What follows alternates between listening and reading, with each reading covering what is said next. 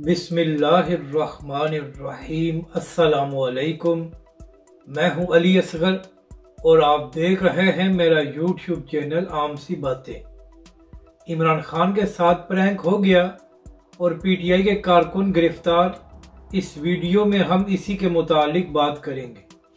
नाज़रीन कराम, जब इमरान खान की हुकूमत में मरियम नवाज या शहबाज शरीफ वगैरह को किसी एक केस में रिहाई मिलती थी और दूसरे केस में गिरफ्तार किया जाता था, तो उस वक्त पीटीआई के कारकुन सोशल मीडिया पर यह कहा करते थे कि पटवारियों को मिठाई हजम नहीं हुई।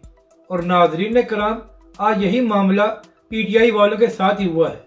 नाजरीन कराम, आज इस्लामाबाद हाई कोर्ट ने तोशाखाना केस में इमरान खान की सजा को मुअत्तल किया और उनकी रिहाई का हुक्म दिया।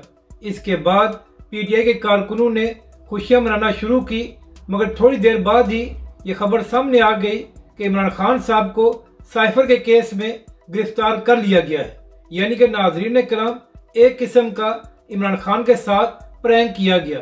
जबकि दूसरी जानब यह भी खबर सामने आई है कि पीटीआई के कुछ कारकुन मिठाई लेकर अटक जेल के बाहर गए थे और पुलिस ने उनको भी गिरफ्तार कर लिया है।